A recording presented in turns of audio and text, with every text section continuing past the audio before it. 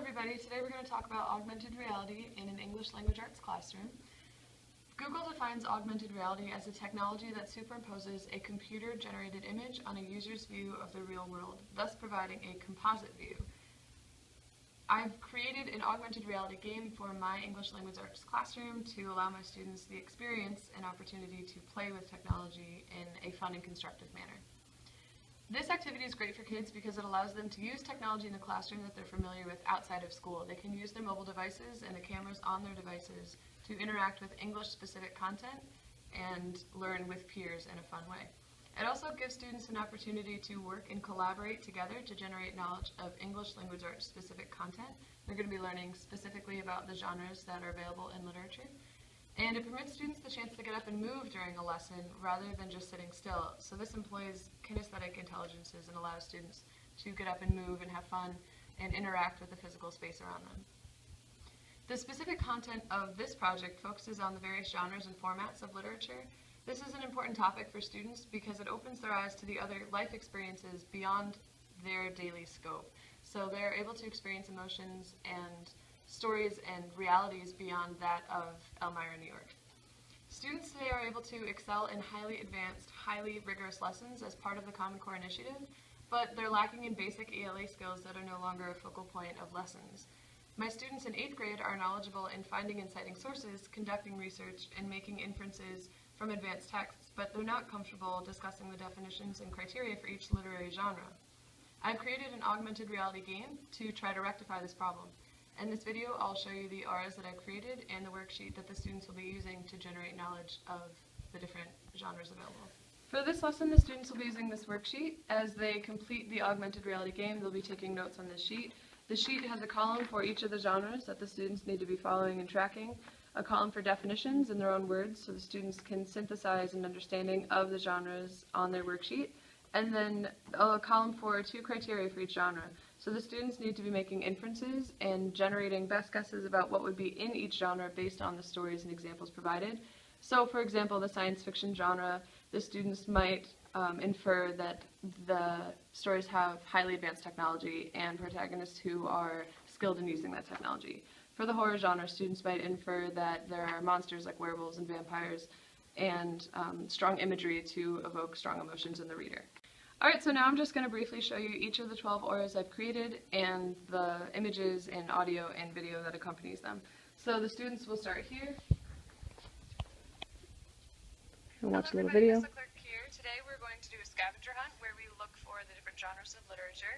You're going to start your scavenger hunt here. Hopefully this is where you can. Okay, we'll move on so we can save time. And the students are going to move over here to the bulletin board, and when I actually do the game, this is going to be spread out further, but for the purpose of this video, it's just on one board. They'll scan each image. Science fiction is a literary genre in which a background of science or pseudoscience is an integral part of the story. Many of the events recounted in a science fiction story are within the realms of future possibilities. Okay, like move on.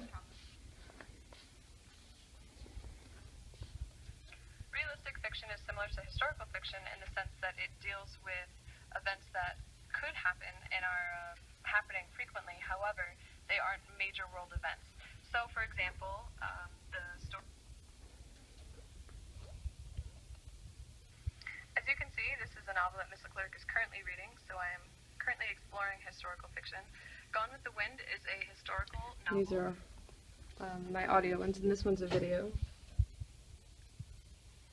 The adventure genre is a literary genre pertaining to an exciting or very unusual experience, participation in exciting undertakings or enterprises, a bold, usually... Drama is a form of text that is performed in front of an audience. It is also called a play. Its written text contains dialogue and stage directions. The genre has further categories, such as comedy.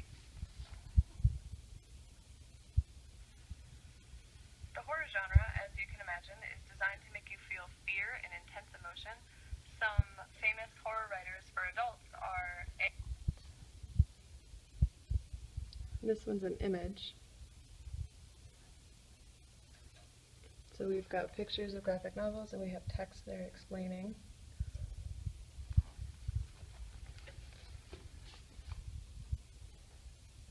It's another video. Mystery is a literary literary genre whose plot involves a crime or other event that remains puzzlingly unsettled until the very end.